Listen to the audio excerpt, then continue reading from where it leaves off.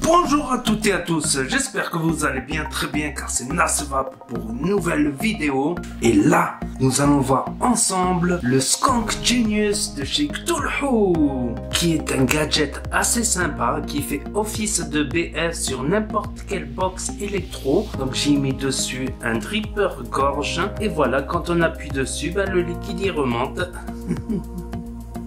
Tout simplement. Donc mettez un pouce bleu et abonnez-vous si vous voulez voir comment ce Skunk Genius de chez Cthulhu marche. Merci. Et voilà le Skunk Genius de chez Cthulhu dans une boîte en métal comme ceci. Donc nous allons l'ouvrir et nous voyons à l'intérieur un petit sachet. Puis à l'intérieur nous avons une sorte de notice d'utilisation avec des schémas et un scratch d'authentification. Une carte avec un QR code. Follow Us Cthulhu Mode, 3 mois de garantie. Dans le sachet, nous avons un silicone de rechange avec des joints de rechange et le fameux adaptateur que voici, que voilà. Donc la bottle elle est vachement souple en silicone. Pour l'ouvrir, il faudra enlever le petit truc noir ici en plastique. Donc j'ai eu du mal au début quand c'était tout sec. Et là nous pouvons voir le pin BF au fond avec deux grandes arrivées de liquide permettant le remplissage avec n'importe quel type de fiole. Au dos un pin 510 qui ressort un peu et les gravures Skunk Genius, le numéro de série. On va le démonter. Le pas de vis il est un peu crunchy. Et nous voyons à l'intérieur. Pour changer le silicone, mettre le vert si l'on préfère, ou si celui-là se trouve. Il faut dévisser par là, par en bas. Avec ici là l'arrivée de liquide qui va remonter quand on va skunker. Il faudra venir enlever cette petite rondelle là et cette petite rondelle ici. Et là nous pourrons changer le silicone complètement, l'enlever. Il fait à peu près 3,7 cm de haut et 24 mm de diamètre, même 22, ça laissera pas apparent les arrivées de liquide. On va essayer avec un 24 mm pour voir ce que ça donne. Et c'est vrai que ça fait à peu près flush quoi. Ça fait comme si c'était un grand tato style Typhoon BT en hauteur ou Corona à peu près. Donc on va essayer ça tout de suite. Donc pour le remplissage, il suffit de remplir. Donc voilà, on voit très bien l'arrivée de liquide à l'intérieur. Donc je vais essayer un coup de skunk. Je vais relever le coton d'un côté, comme ça on pourra voir. Et là je vais skunker pour voir ce que ça donne. Et voilà, le jus remonte bien, vous avez vu. En plus, ce qui est bien sur ce dripper gorge, c'est que l'arrivée de liquide est en haut, ce qui laissera tout le temps un peu de liquide. Normalement, rien qu'en skunkant, je pourrais imbiber le coton. Des fois, ça a du mal à revenir, mais ça revient.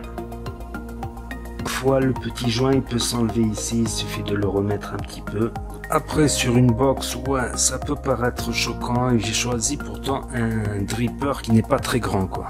Donc ouais, voilà, la vue globale sur un atto, ouais, ça peut faire un peu grand, quoi. Voilà, sur un tube, ce que ça peut donner environ, mais bon, ça c'est un long tube, quoi. Ça fait une matraque bientôt. Là, c'est en 22 mm et le skunker, il est à 24 mm. Évidemment, votre dripper devra contenir un pin BF comme ceci, troué. Évidemment, l'inconvénient, c'est que la base de votre dripper sera toujours remplie de liquide, vu que là, il y a les arrivées de liquide qui viennent se mettre là. Donc le voici, le voilà rempli, prêt à marcher et ça marche bien, très bien.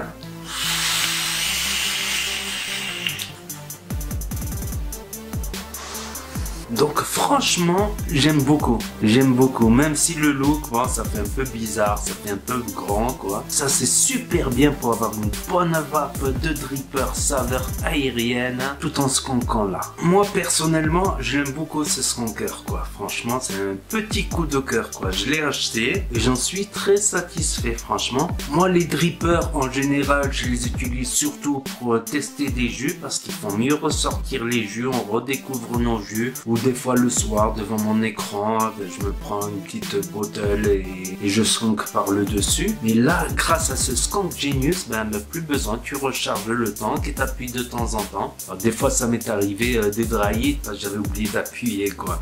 Ou des fois au contraire j'avais appuyé trop fort et ça avait dégouliné par les airflows quoi. Donc ça c'est un inconvénient. Passons maintenant aux avantages et aux inconvénients. L'avantage c'est d'avoir un dripper et de pouvoir vaper et avec un tank en dessous sans avoir à tout le temps recharger, à ouvrir la bouteille, la refermer. Là, il n'y a pas à ouvrir, à refermer, t'appuies et ça monte. Ouh.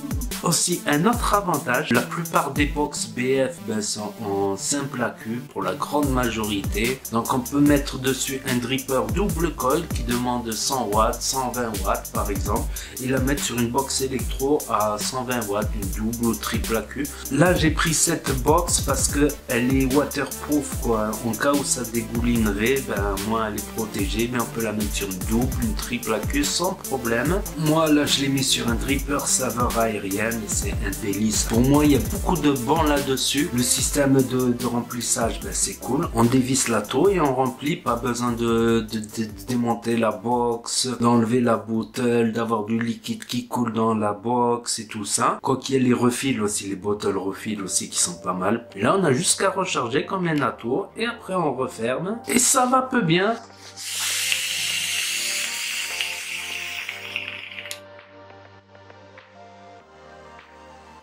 Donc ce petit gadget est super, mais passons maintenant aux inconvénients car il y en a. Déjà le premier inconvénient, ben, je trouve que c'est la bouteille très souple, donc si on le met dans la poche on peut se conquer, ça peut fuir. Si on se conque trop et qu'on penche, ben, ça peut fuir par les airflows, donc ce n'est pas 100% hermétique anti-fuite. C'est déjà pas mal, si on se conque pas trop, si on fait attention, ça va. Pour moi c'est pas un truc tout terrain où je vais sortir, j'ai plein de trucs à faire, des trucs, j'ai pas envie d'avoir la poche remplie de liquide, à moins de le mettre dans une petite boîte. Si on le met dans une petite boîte, par contre ça fuit pas quoi, juste il faut qu'on n'appuie pas, donc c'est un petit inconvénient au transport comparé à un RDTA ou à un atomiseur RTA. Mais la vape de dripper quoi, c'est la vape de dripper, c'est le must quoi, on va dire, c'est le summum quoi. Mais il y a toujours des petits inconvénients quoi, malheureusement, comme ces problèmes de fuite. J'ai remarqué que certains n'aiment pas le design. Pourtant j'ai essayé de mettre un petit dripper, donc ça fait un peu surdimensionné, mais quelque part c'est pas plus grand qu'un Corona ou qu'un Typhoon BT par exemple.